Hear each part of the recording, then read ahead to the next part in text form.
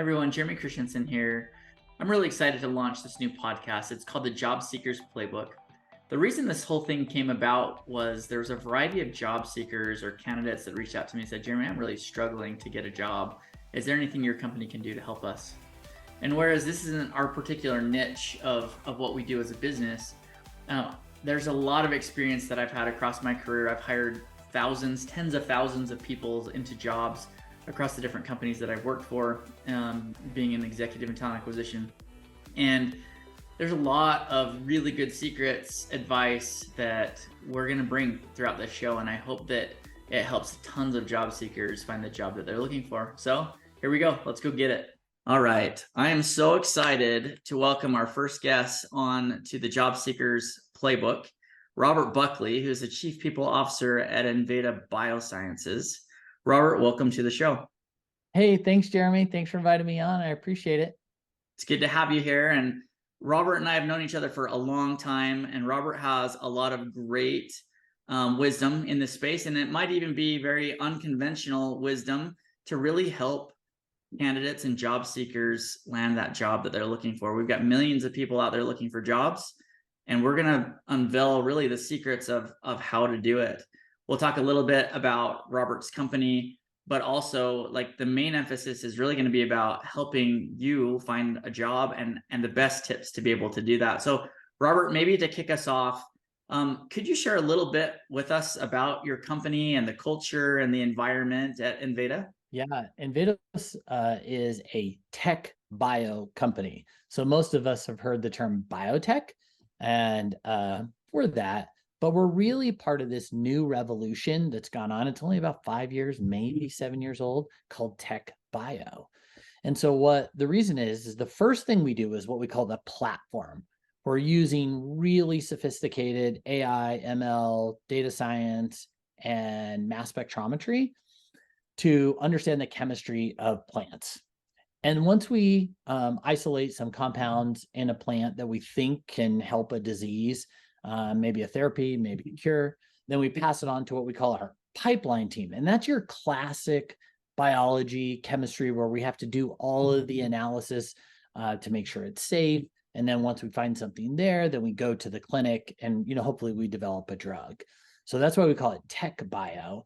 And it's really super cool. So the mission we have is pretty small. We're just trying to map the chemistry of every plant on Earth. Oh, just teeny. Just a teeny little thing so that we can find cures and therapies from the natural world, plants, which have been around, to help. And so that's what we're doing. So a super, super fun, cool place to work. That's amazing. And when you say super cool and fun, like obviously the mission is a big important part of that, the mission and the purpose, which is really compelling. What else? What else is it? What has been there for you that has really kept you there, keep you going, get you really excited, and get others in the company excited to be there? Yeah, let's start with that first point on mission, vision, what we're trying to do. And that would be my advice, by the way, for anybody who's looking for a job, whether you have a job today or you don't have a job you're looking, but go someplace that you're passionate about the mission. And sometimes we take jobs, because we got to feed our family. Sure, of course. But for the most part in life, go work at a place where you're super passionate about it.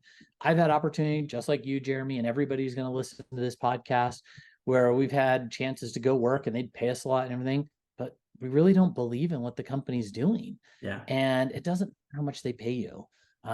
So go find a place that, you really believe in what they're doing. So then the other thing we do is we think about when people join us, we have what we call the total reward strategy. And so do we care about pay? Of course. We have market data. We pay people well. We don't try to underpay people. We should have a conversation if you want about my philosophy on making offers. So I have a very different philosophy on that. But we do that. We do our benefits. We make our benefits really attractive. We have a 90-10 split on it because I am a believer that it shouldn't be free. So we can talk about that if we want. And then you got to have great culture and people leaders. So we actually measure our people leaders, how well they're doing. We have a people leader dashboard. So we actually know. We try super hard not to hire jerks. We fire them every now and then if one shows up. our culture, which is our values. So we say, well, what's your culture? A lot of people, for us, we say our culture is our values. Okay. And our values are on our website. So you can go to envedabiosciences.com or enveda.com, whatever it is, and you can see them there. We actually try to actually live what we talk about. A lot of companies, every company, they've got a poster on the wall. Everybody, you have to, like, it's mandatory. Sure. The question is not, do you have a poster? It's, do you actually live it? And we're trying to do that. So that's how we think about why it's a good place to work. We pulse our employees, we survey our employees, we do all that kind of stuff, and we have good marks. But it's because we care about our people leaders. We train them. We have a whole program. We have a model, and then we measure them, and we actually see how we're doing. I like the aspect of what you do with people leaders in particular, how much emphasis you have on those. What is that? The number one reason people leave is because they leave a bad people leader, right? A manager. But it sounds like at your company, the focus is really like, let's make sure we have great people leaders in, give them the right training. And then if you are a jerk, guess what? You're not going to last very long here. And I think that's compelling for people. Like, you want to be at a place where you're going to have a great leader that's going to help you accelerate your career. Yeah, let me give you a corollary data point on that. So there's been like 4 cajillion studies on this topic about what I'm about to tell you. And that's this. At least 70% of how somebody sees the company is how they see their people leader. So if that's true, which it is, then people leadership is the fulcrum of every organization, whether you're for profit, not for profit, big, small. People leaders are the fulcrum of every single organization. If that's true, which it is, then the most strategic thing we can do in the HR recruiting leadership space is develop great people leaders. It's the number one most strategic thing we can do. I personally manage that at the company. I am so passionate about this topic. I'm the one who worked with several people leaders to build our people leadership model. I'm the one who organizes training. I deliver training. I get speakers for training. I go to every training. It's the most valuable thing I can do as the chief people architect there. And then we, like I said, we built a people leader dashboard. So we actually know how people are doing, and we give them feedback. Like, what's the point of building it if you don't actually give them feedback? And so then they can, like, oh my gosh, I didn't know that. I can improve. Great. Let's improve. Well, that's what I love about you, Robert. I think anybody that knows you, they know your mantra that people create all value, that you'll scream that from the rooftops. And if you have a leader like you in place at the top of HR, helping drive that throughout the whole organization, that's a pretty amazing place to be. So nice job on that. Yeah, thank you. It's been a ton of fun. I like the startup world. I've worked in big companies where you and I met, Jeremy, at eBay, and it has its pros and cons. And the startup world has its pros and cons. Like, it's not better or worse, it's different. And I've had so much fun here at Enveda building it. We had kind of nothing when I got here, which is exactly how I like it. So you could just get to go build it and make it amazing from the beginning, and create this vision of how you see recruiting HR as a partner with people leaders. We're not there to tell them what to do. Yeah. But we're also experts. Like, what's the point of hiring us if we're not there to tell you what to do? So there's this tension, and you can build it so that people leaders see you in HR as an amazing thought partner, execution partner, and help. And they're like, thank goodness, if I didn't have you, we'd be in really tough shape. So that's kind of the vision we have. I like that a lot. Well, and I think the reason why we talk a little bit about your company and the culture, candidates really need to focus in on just that. When you're out there looking for a job, it's not just looking for the highest paying job or looking for, you've got to be really intentional about what you want to find and what you value in a company. So that's why I like to touch on culture, and I really admonish, candidates to really go and look and really understand what companies are all about. So let's shift gears for a second and really just double click into the candidate. As candidates are looking for a job with your company in particular, like, I want them to know the secrets of how to put their best foot forward, and what your team, if you've got your team of recruiters that's out looking for candidates and trying to find the right candidates, what does your team look for that's most important for candidates or job seekers to know, or should they consider? Yeah, we can have a longer conversation if we want on our hiring process. We have a very defined, structured hiring process backed by all the research data. But I'll start with just this. Hiring is like manufacturing. And that's kind of our mantra, and we can talk about that. And once you get into the hiring process, there's a phone screen, and then there's 3 interviews that you do. You do a work sample interview, which we can talk about a little more about that. We can talk about technical interview, whatever job it is, the technical qualifications. And then the third one is culture. And culture is our values. So those are the 3 things. And when we invite candidates to do that team interview, those 3 different ones, we actually tell them what they mean. As part of the email you get, we actually describe it. So one of our principles is like, because don't make it complicated. Yeah. Follow the data, and the data shows those really dumb questions that people ask, like how many nickels fill up half of the state of Alaska. They actually have no bearing on success at all. Tons of research on that. So we don't do that. The other thing is we try to make the process as open as we can to candidates, like here's what you should expect. We actually measure our candidate experience, Jeremy. We actually have a number. We survey every single candidate, and we have about a 90% participation rate. So we actually have really good data on what candidates are saying about interviewing with us. So you do those 3 things, and we tell them what they mean. So there's no surprises. So my advice to candidates is research, follow it. We tell you what it means. Like, there's no secrets. Come prepared. I cannot tell you the amount of times people do not come prepared, like with questions. And the goal is not to have, I got the best questions ever. No. The goal is this. You're interviewing us at Enveda as much as we're interviewing you. And so come prepared to the interview. Don't ask questions that you already know. Robert, how long have you worked at Enveda? No, you could have just looked at my LinkedIn. You've got just a little bit of time, okay, to ask questions that are probing about the company. So come prepared with good questions, like literally write them down in the old days where they had like paper. If you want to have it on a phone or electronic, that's fine. But in the old days, we use paper. It still works today. And like have good questions and have them in order, like so that you're understanding what you're getting into. Your goal as a candidate is not to just barely squeak your chin over the line to get hired. No, your goal is to be at a place where you're a great fit. So come prepared with great questions.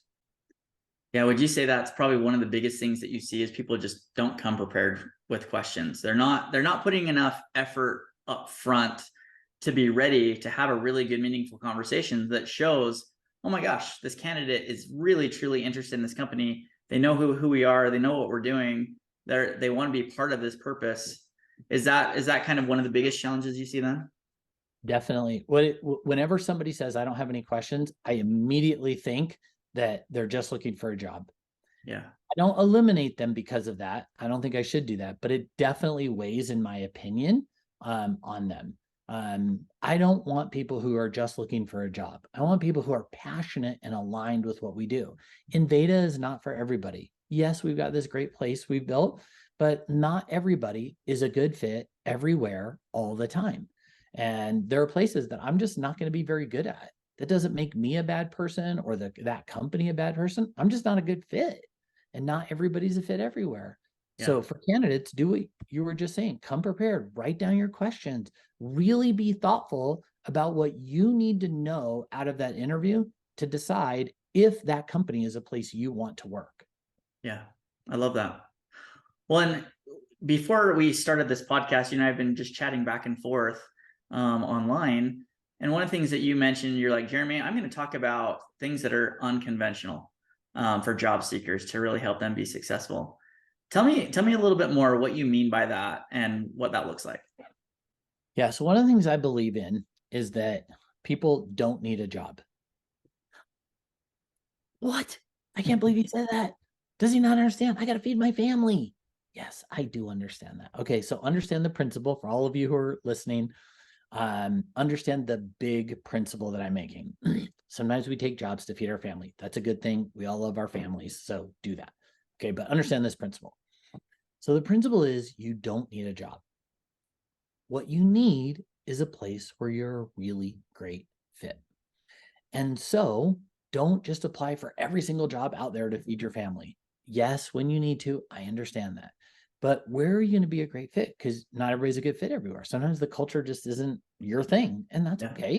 That doesn't mean that culture is bad. It just means you're not a fit there. So that's my first thing is don't just go block 90, applications on Indeed and LinkedIn. Be super thoughtful about where you think you're going to make the biggest impact. Yeah. The second unconventional thing I would say is this. Am I allowed to be a little bit brave here, Jeremy? I hope so. You better be. Yes. I see a zillion resumes, and Yeah. almost all of them, almost that's 99.9% of them, all look the same, all super boring. And the problem is this: everybody writes their resume from this vantage point themselves.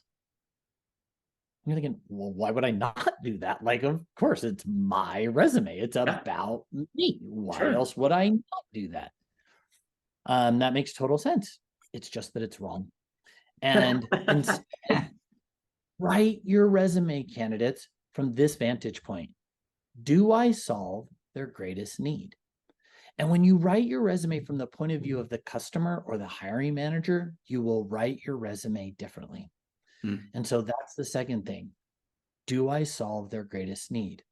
And then when you write your questions for the interview and you write your resume and all of your interactions with them, then you'll have a different viewpoint. So let me give a couple of specifics. So unless it's a rare circumstance that you really need more than one page on your resume.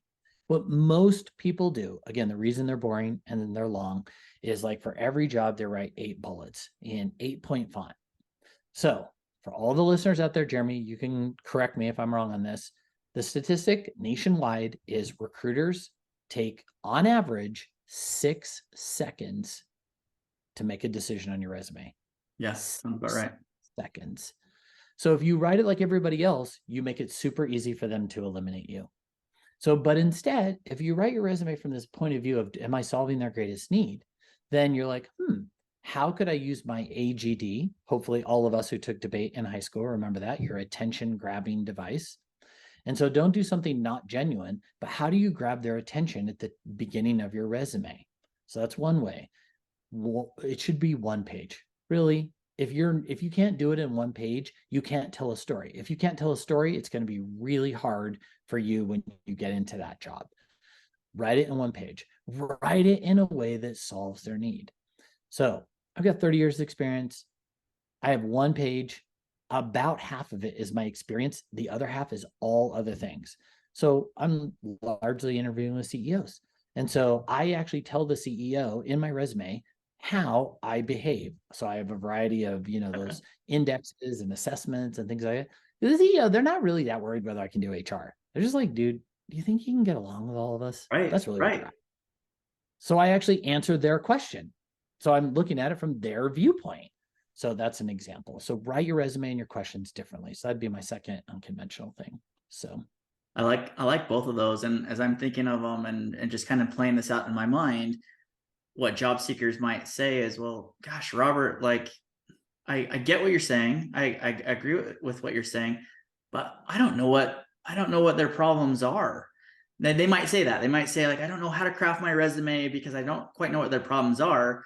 However, where my mind goes right off the bat, and I think you'll have maybe a similar or different opinion as well, but the job description should be the problem that this company is trying to solve, right? There's breadcrumbs sprinkled throughout the job description, and again, I think a lot of job descriptions are really bad, and they don't tell the full story, but there's pieces of them that you need to be able to pull out as a job seeker and understand, oh my gosh, from everything I've read here, this is the most important thing that they're trying to get out of this role. And you take that and then use your advice to craft that in your resume, craft that to your questions that you're going to ask throughout the interview. And that's kind of how you find some of that. But what are your thoughts? You see something different, or how would you I think that's spot on, Jeremy.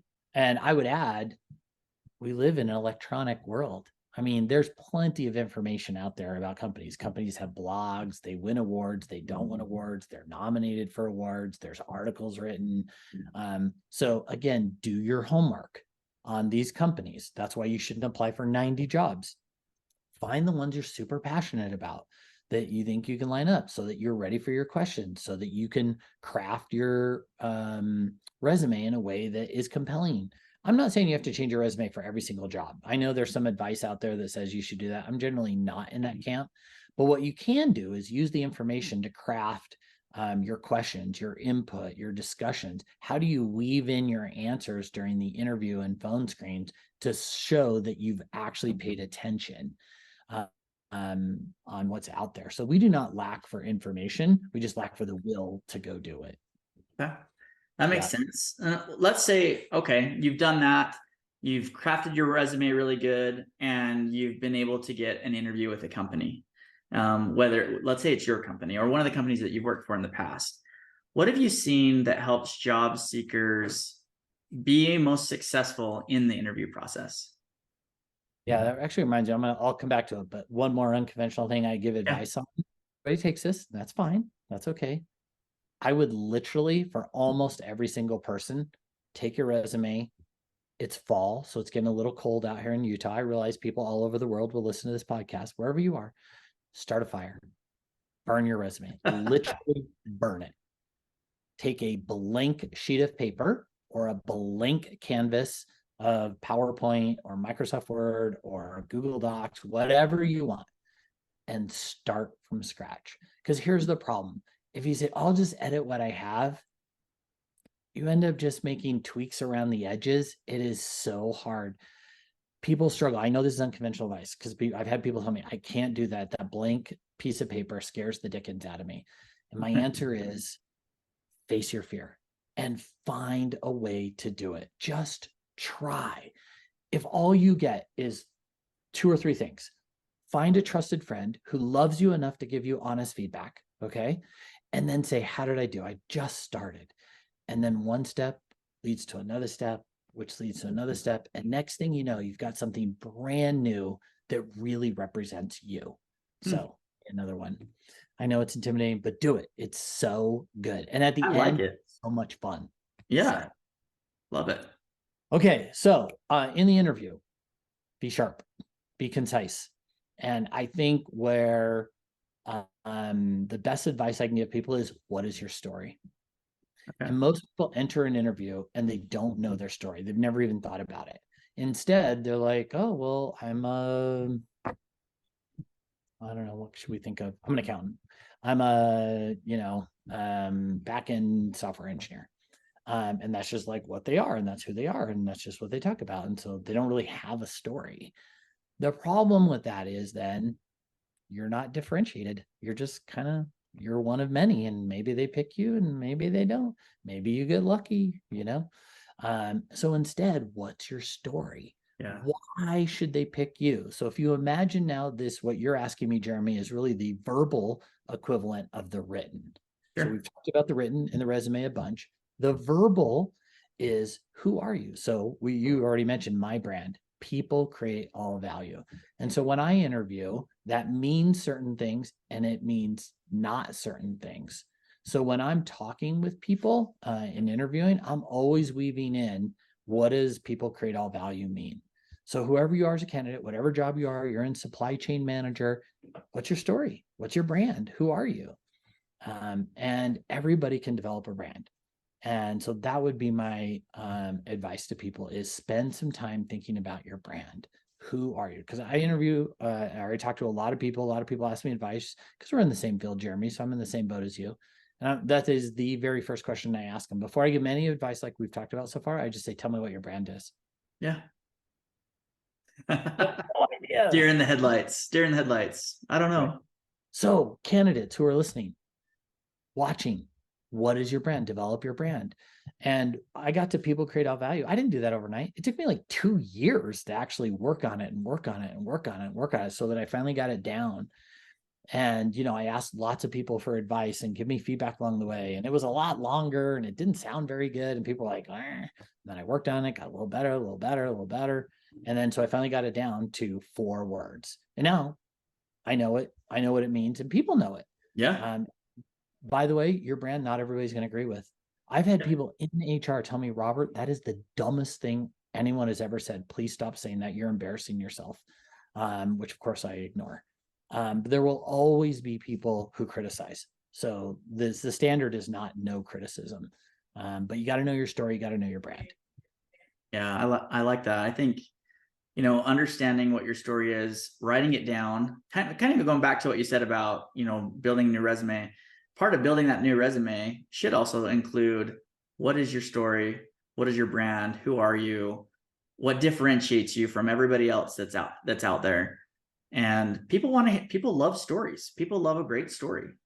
So you got to figure out how to help that come to life. I created a logo. So I just had a friend. She's a college graduate in like graphic design. I said, could you give me something? She gave me like 5 things. 2 of them I really liked, 3 I didn't. And I picked one of those 2. And that's what my brand, that's the logo.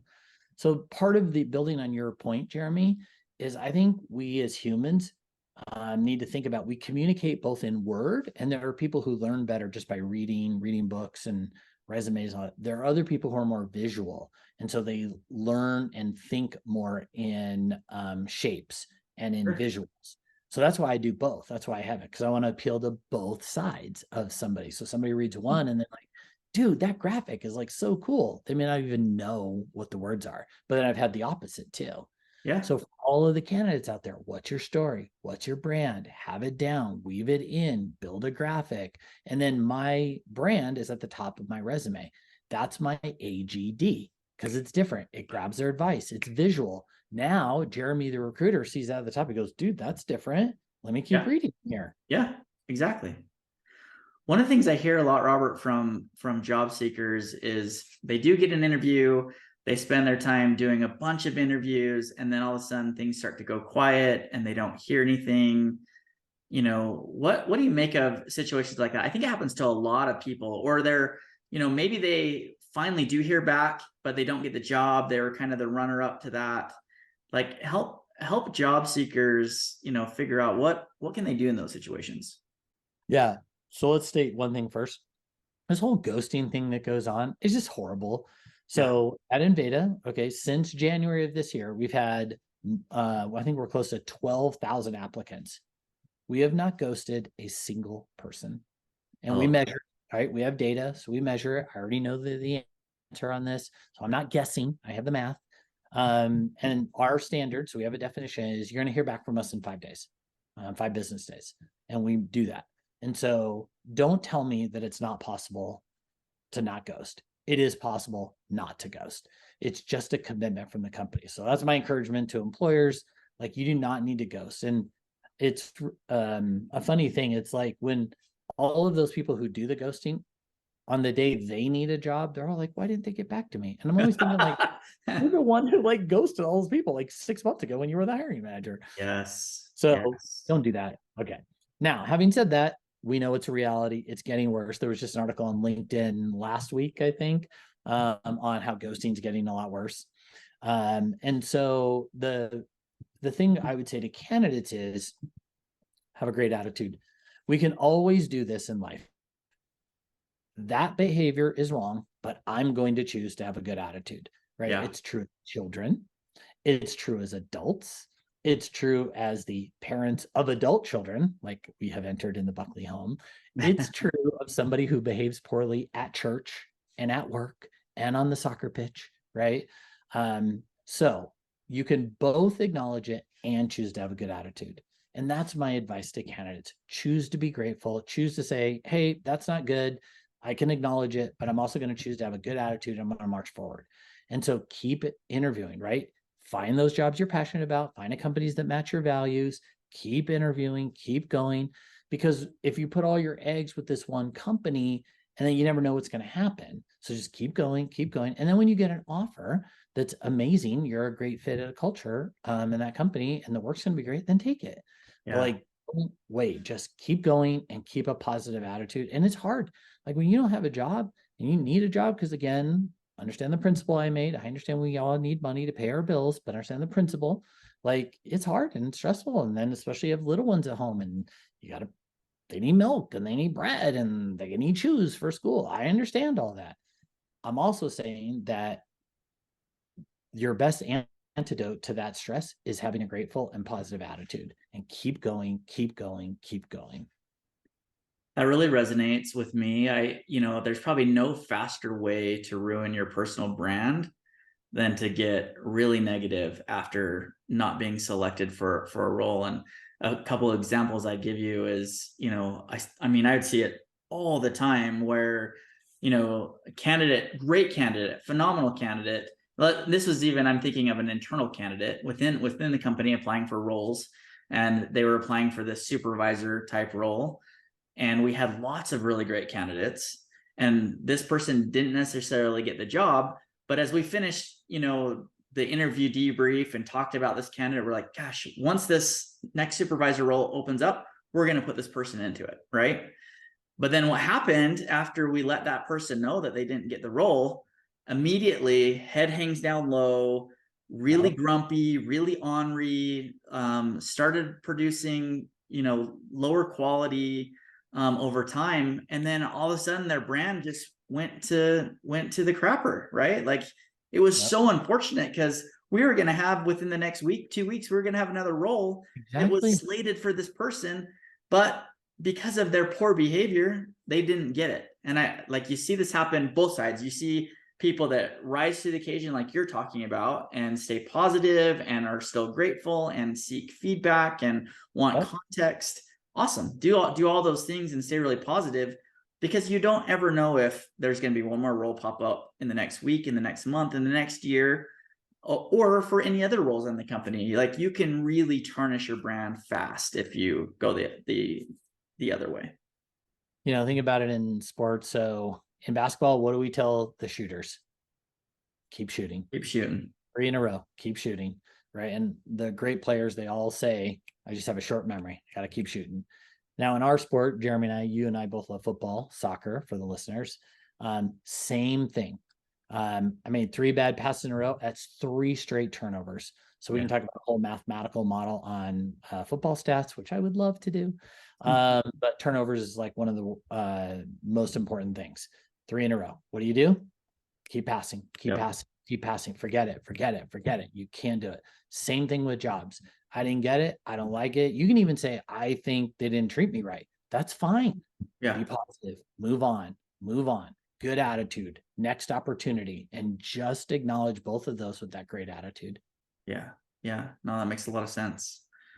What else, Robert? What else would you share with us, with all the job seekers out there, that is really going to be the biggest bang for their buck in terms of how they can prepare, how they can execute, how they can really go after getting their job of their dreams? Well, let's talk about something that we do that is a little unconventional. So this is for both employers and job seekers. So let me tell you first how we do it at Enveda, and then I'll apply it to seekers. So what happens, again, almost always, is companies, let's say you want to hire me, Jeremy, and let's say we go through it and you're like, oh, Robert's probably gonna ask for this, so I should ask for that. Then we negotiate and, let's see, Robert wanted like 65. I was going to order, well, I'll get 55, maybe we'll see. But, if I can get them down to like 57, 532 and 63 cents. Okay. And so let me ask this question. Where else in life do we start a intimate relationship from a point of distrust? Yeah. Just think about that for a minute. Children, parents, boyfriend, girlfriend, spouses, partners. Think about, again, football, our coaches. Do you want distrust? Like when you think about it, you're like, actually, yeah, there is no other place. And work is definitely an intimate relationship. You're spending a lot of time there. Okay. Sure.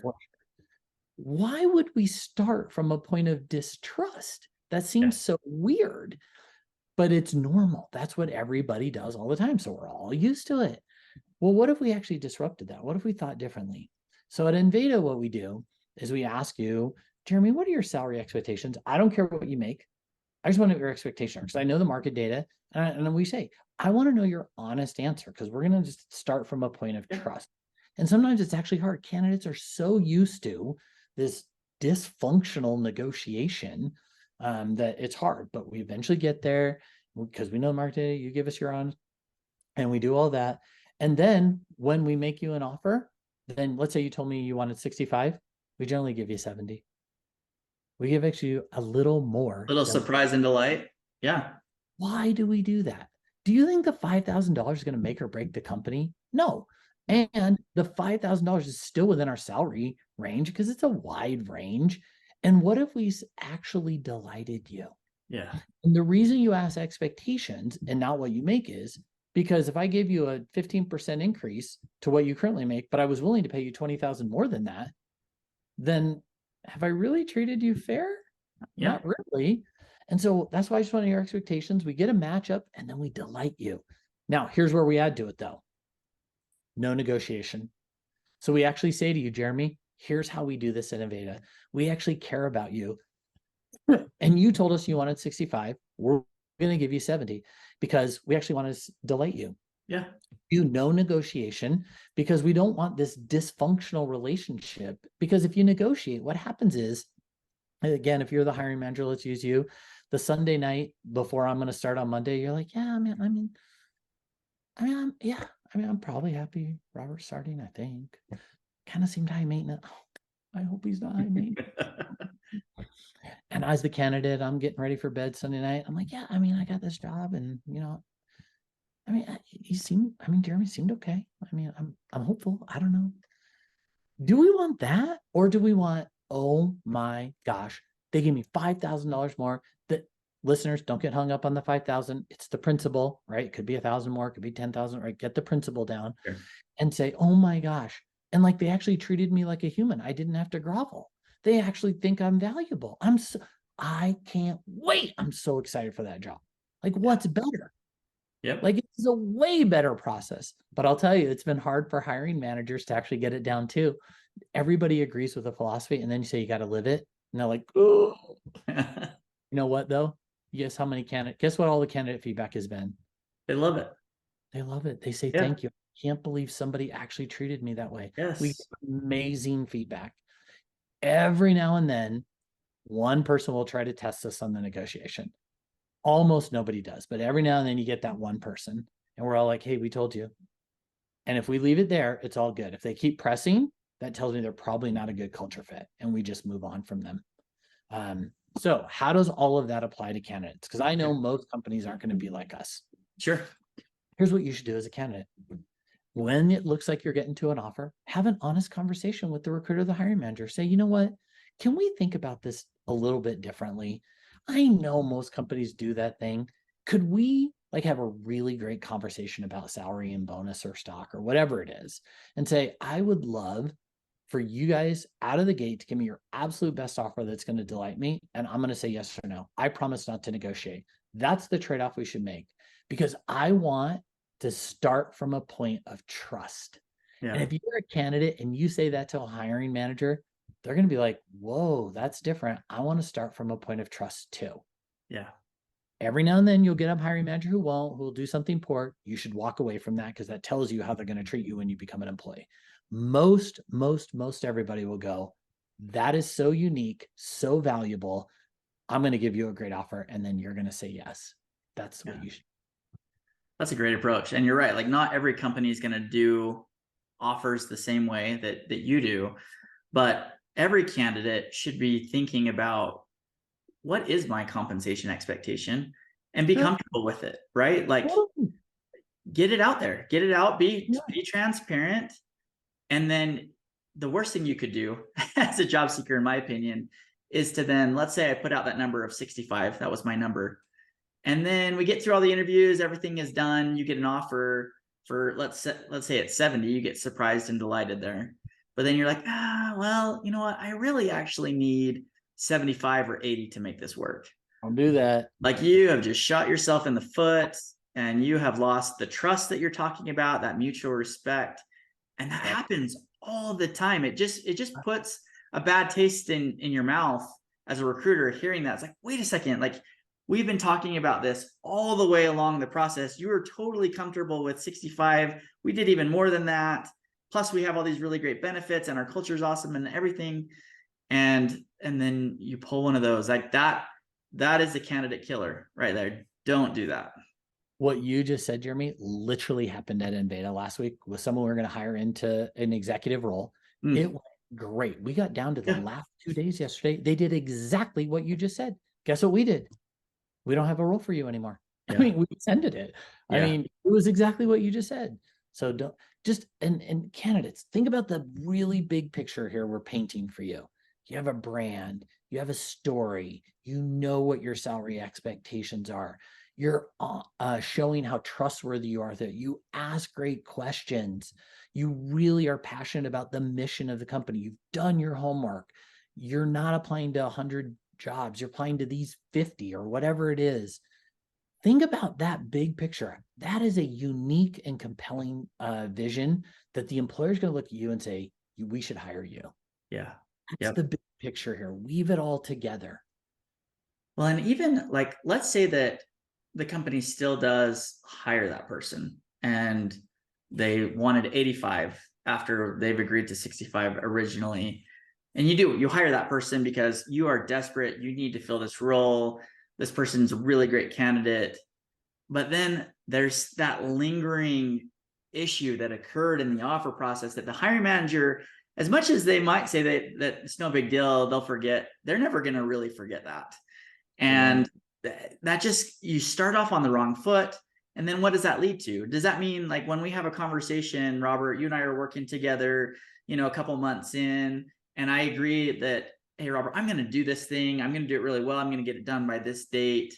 Are you going to believe that I really am going to do that? Or are you going to be thinking in the back of your mind, well, Jeremy said he was going to get it done by this date and it's going to cost this much, but is he really going to? Is it going to take longer than that? Is it going to cost more than that? And it's an unfortunate thing that you never want to have happen. So one of the things we train our people leaders on, so the very first thing we train on is trust. And if this is a total truism in life, okay? If you don't have trust, you have nothing. Yeah. If you don't have trust, you have nothing. And that's totally true in life. Again, back to football. If you don't trust those teammates, you will not pass them the ball. And if you will not pass them the ball, you're not going to do as well.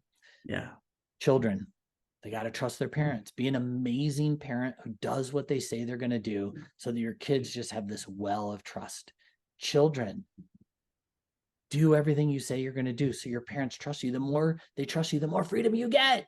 That's what's amazing about it. Like, you need to learn that as a child.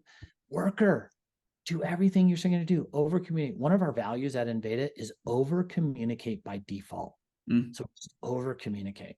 And so do what you say you're going to do. Over communicate.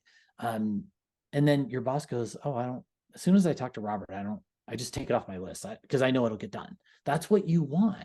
And vice versa with your boss. If you're going to be the boss at work, be an amazing people leader. Coach and develop and train and remove obstacles. Do what you say you're going to do. You're not there in that job because you're the boss. You're there to be a servant. And then do that. And then you build this amazing trust. And then employees will run through brick walls because we will all have amazing, great days, and we will have very difficult days at work.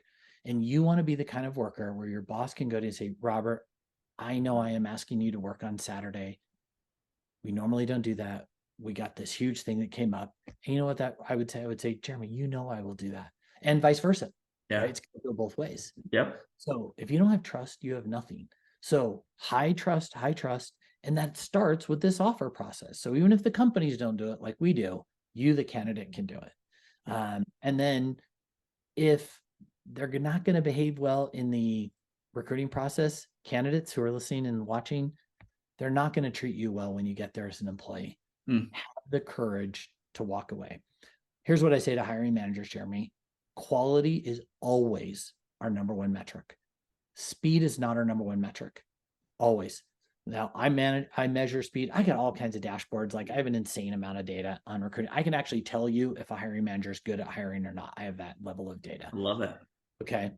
but walk away.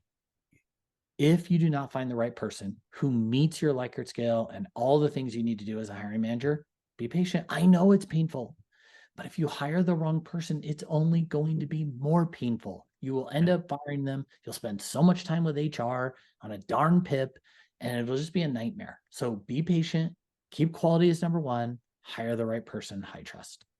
And vice versa for the candidate too, right? Like if you're a candidate, you've gone through the process, you met with your hiring manager, and maybe you met with your hiring manager multiple times throughout the process, and you're noticing little things like they're 10 minutes late, they're 15 minutes late, they seem a bit harsh, they seem, there's little things that you can pick up through the interview process. Maybe how they communicate and how they interact, you've got to kind of look at that and say, this person might even be on their best behavior in the interview with me. Am I going to be able to jive with this? Is this the right place for me? And be willing to walk away if it's not, right? Absolutely. And that's hard. That's hard to say, right? Like, again, back to we've got to put food on the table for our families, etc. But there's a million jobs out there, and it may take a little bit longer, but getting into the wrong company, the wrong role, the wrong leader, that can be really damaging to you as an individual, mentally, physically, emotionally, all of it. So it impacts your family life, it impacts your friendships, it impacts, like you said, Jeremy, your physical health. Sometimes you just start having physical problems because of the stress. So yes, feed your family, and yes, go to a place where you're a great fit and watch for all those clues. Another good clue, I think your examples are really good, Jeremy, is does the interviewer, whether it's hiring manager or anybody else, give you good time to answer a question or to ask questions? They're like, oh yeah, hey, hey, Jeremy, do you have any questions? I got about 30 seconds here. What does that tell you? Right? It tells you they don't value kind of how you're thinking. And so that whole interview process matters a lot. And hopefully companies curate an amazing process. So at Enveda, we measure the process and we actually know the answer to those questions. But if a company doesn't, as a candidate, you should be measuring it in your mind about how they behave. So Robert, one last personal question for you that I think would really help job seekers. So you've done a lot of things within your career. You're at the highest level HR position that you could be at a company. But you didn't start there. Obviously, you had to start somewhere, and you had to build over time. What has been kind of your best approach personally for you that's helped you kind of navigate through your career, through the interview process, the many different interview processes you've been in to help you be successful personally? So people may have different views on this, but for me, I'm a believer in strength finders. So if you know what that is, my number one strength is learner. And so I'm always learning. I always want to see new. So I'm always reading books and articles about football metrics, of course, and about all the HR stuff, what's going on in our space. And I have been unafraid to take risk in brand new areas. So when you and I met at eBay, before that, I was at a global international drilling company. How does that relate to eBay? And then I left eBay and went over to this, startup, and I took a risk there and I took a risk over there and I did different things. And so I think my advice to people would be, what is it you love and what do you try? You don't have to be like me. I love trying new things. I'd never been in biotech when I was interviewing for this job. I knew nothing about biotech, but I love going to places where there's a decent chance of failure, might get fired, but I got to learn, and I don't want to just be comfortable. So I got to learn. I got to stay on top. I got to get up. How do I figure it out? How do I take the principles I know and apply it in this new situation? How do I take this new situation where I know zero and I got to learn to do it? And so take jobs where you're going to be stretched, or you're going to be grow, where you're going to be pushed. Not to the point where you don't have a family life. Like, I coach football, I see my kids, we eat dinner together. So that's not what I'm talking about. What I am talking about is that day-to-day work, you're going to learn and be challenged. And so if you're not like me, and not everybody is, and that's fine. What is it for you though? And so, think about your life, your proclivities. What do you really get excited about? Ask your friends and your family. Give them the license to give you honest feedback. Don't be that person who says, hey, can you give me feedback? Jeremy, why'd you tell me that? That's dumb. What? Are we even friends anymore? Like, don't be that person. Okay. Ask your friends to give you honest feedback. And the right answer, by the way, when they tell you, is thank you. Yeah. It's not to push back. It's not to say where you're wrong. Oh, Jeremy, could you append what you're saying based on? No, it's just to say thank you. Yeah. And then find out what it is for you. Write down what it is for you. Ask your friends and family, and then go do it. Yes. I love that advice. You hear too many people say, I hate my job. I don't like what I do. And it's like, it's kind of your fault in a way, right? Like if you live your life intentionally and you do the things that you just mentioned and you take steps towards it, you can get it. You can totally get it. And sometimes doesn't mean it's going to be easy. Doesn't mean that you're going to get it like right off the bat.